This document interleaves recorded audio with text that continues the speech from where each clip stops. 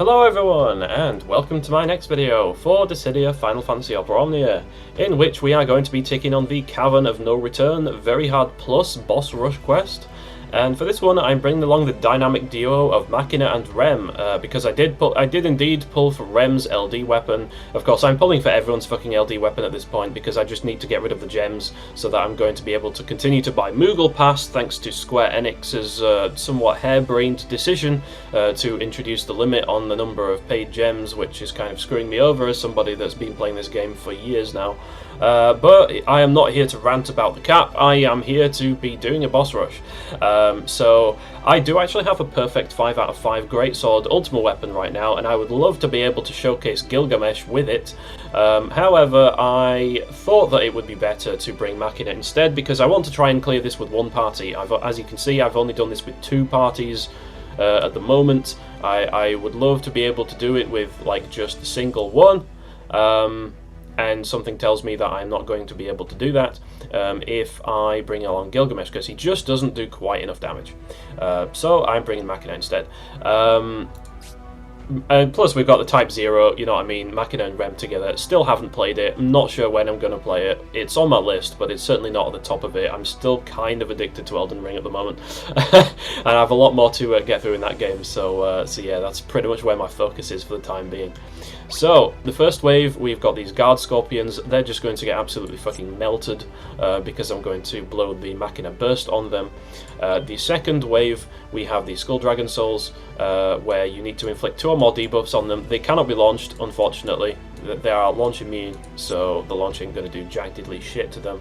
And then on the final wave, we've got the Malbras, where we need to deal holy damage to them. So I've got Ash on Rem for the holy damage, and then Garnet actually can proc the orb on these two by using her water ability, and then we don't need to worry about the Guard Scorpions because we've got Machina and Rem, who are just going to absolutely shit stomp all over them. So I've put Iraha on Garnet for a reason, and that's because we are going to be playing hot potato with turns between Machina and Rem, and we're going to try and have Garnet act as little as possible after she gets her burst aura up, so that 1, it's going to last longer, and 2, Iraha is going to last longer. Because it's just going to help increase the amount of damage that we deal. So, without further ado, let's dive into it. It is a very hard plus, so we do only have 30 turns to work with instead of the usual 50 that we would have on like a regular boss rush. So we do have to make it count. Every button press counts here. You can like consider it a race against the clock. So I'm just going to go straight with the lightning, and then I'm going to get up Iraha, so that when we use the burst finisher from Garnet, it's going to be retained over like 200k, so that her next arc follow-up is actually going to do silly amounts of damage. It is going to deal like 200k in, or like it's going to be like 500k in AoE. So you're not just increasing the damage against one target, you're increasing the damage against both targets, which counts for quite a lot. Okay, so there we go, and then we've got they are targeting Machina, and Machina does have counters now in his LDVT skill set, which is kind of nice to see. So let's just get up the debuff on these guys, and yeah, I'm going to go straight into the burst finisher. We're going to get down to like 6 turns remaining of the burst, and then we're going to go into our actual burst.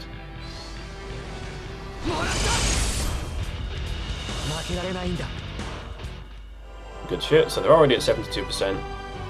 Like, honestly, the burst phase may be a little bit overkill. I am not entirely sure. But I do know that I've tried to do this without using the burst phase, and it is an absolute waste. There we go, you see the 575, I think it was, to both of them. So that's some pretty nice damage.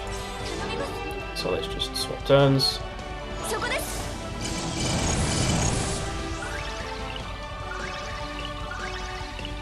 Actually, to be honest, like, I would be very, very surprised if we don't wipe them out. In fact, if I...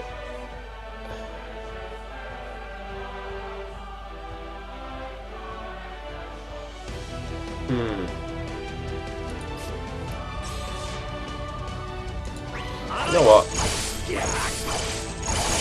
I'm not gonna go into the burst just yet, because I think we can take them out before that.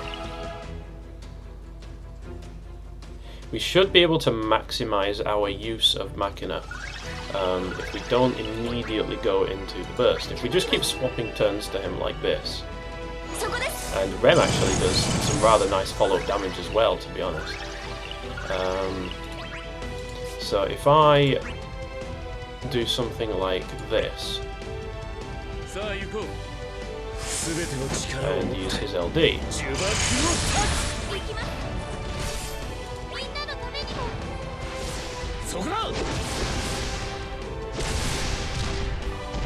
of course deals all sorts of filthy numbers.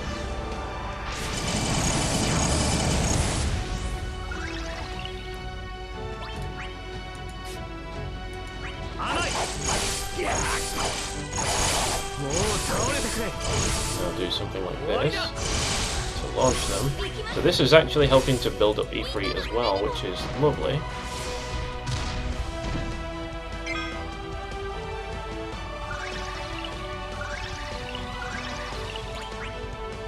And I should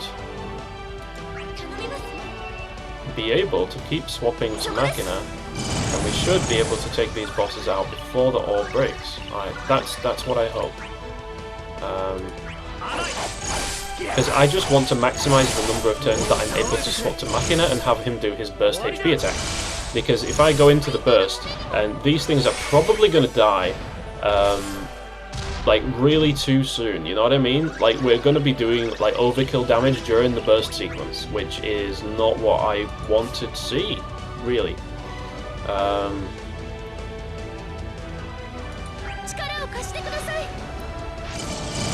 I should be able to launch like this.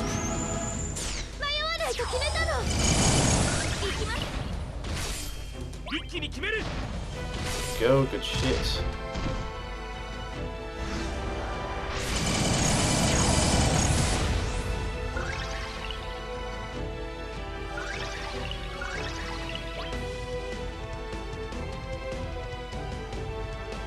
So I'm now just going to press the LD button.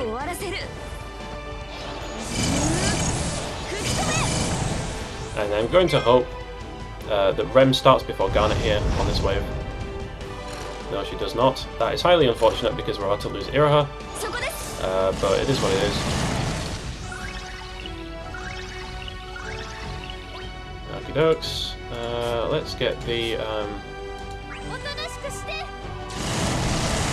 Thunder Flash down.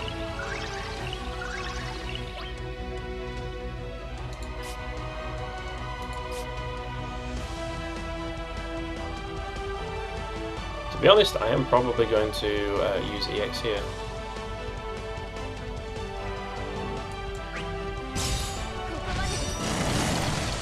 That does not do as much as I kind of hoped it would, but I mean, it's still dealing damage. So let's get follow-up down.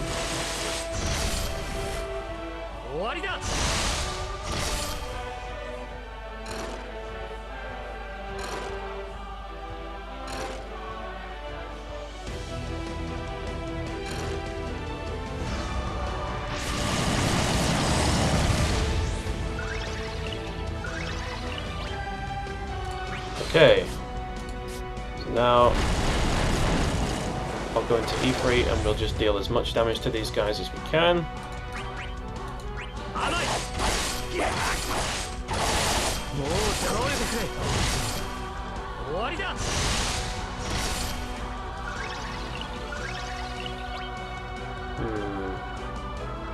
At this point, I'm probably going to start attacking with Rem and Garnet a little bit more. Just so that we deal more damage per button press. Because Machina is absolutely going to be able to use up the remainder of his burst attacks here. And I kind of want to make the most of his burst effect as well. And if we don't get Garnet to trigger her burst finisher, then that's also kind of a waste. You know, she has 5 turns left on hers. So that's some free damage that we won't be getting if we don't get her to use it.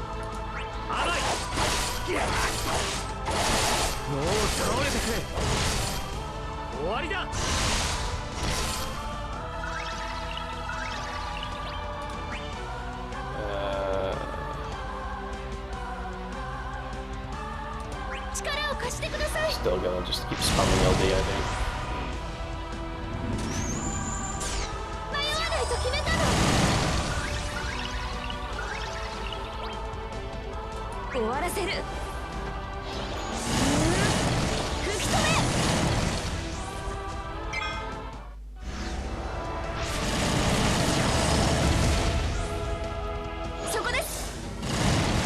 All the follow-ups. And having the enemy attack might not be a bad idea here either, because it's going to advance Garnet's counter, and it's going to get Machina to counter, which I completely forgot that was even in his kit in the first place. Because that's just not how I play the guy at all.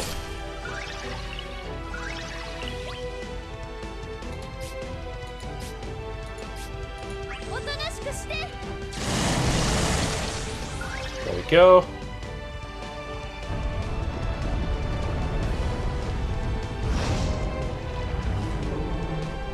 Now we're on to the final wave at last.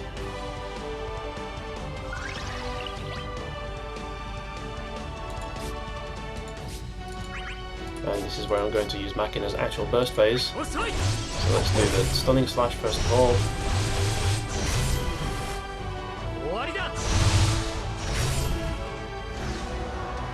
Kind of a little bit of a waste of one of his burst HP attacks there, but it's all good.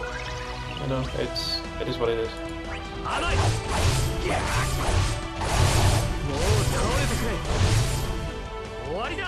10 turns left. Echoing up against it.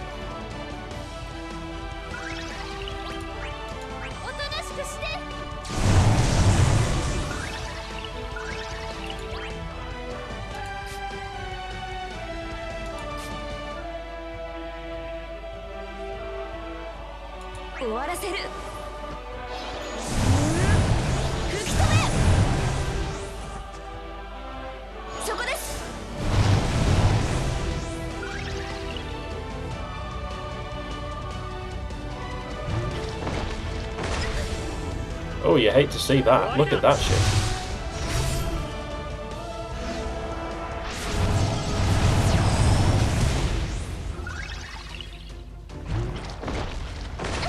Okay, well I could definitely have done without those debuffs, but it is what it is.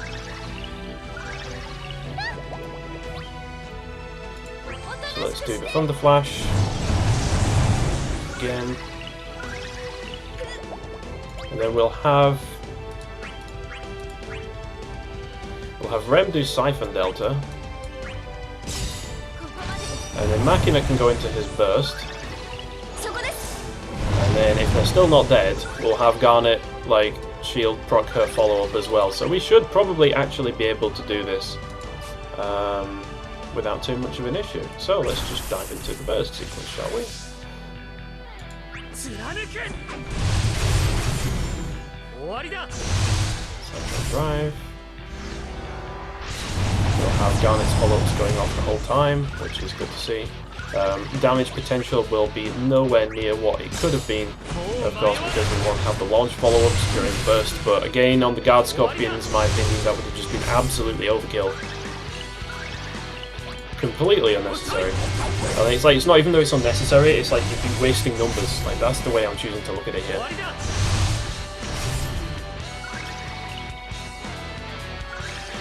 Let's break them out of sequence, because we definitely want them to get as many turns as possible, so that we can capitalise on the follow-ups and the counter-attacks that we've got in our kits.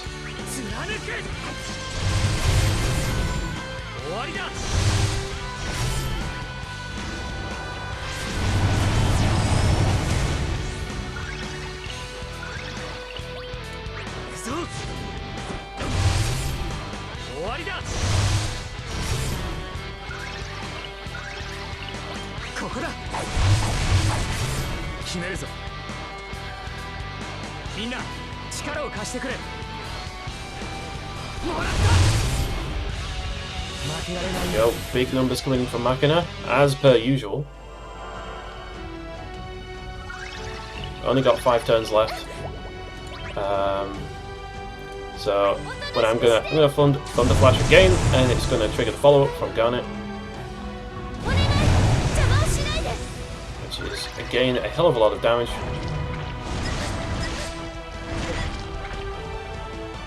I think that might have been a Holy Elemental attack actually, because the orbs have gone up on both of them as well. Right, and now we only have this guy to take care of. We have A over here. And the only thing that he's stuck with his debuff is freaking like attack down, which is honestly negligible at this point.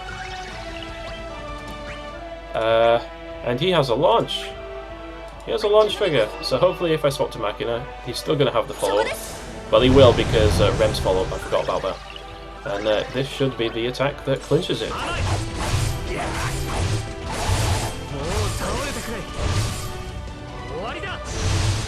Boom!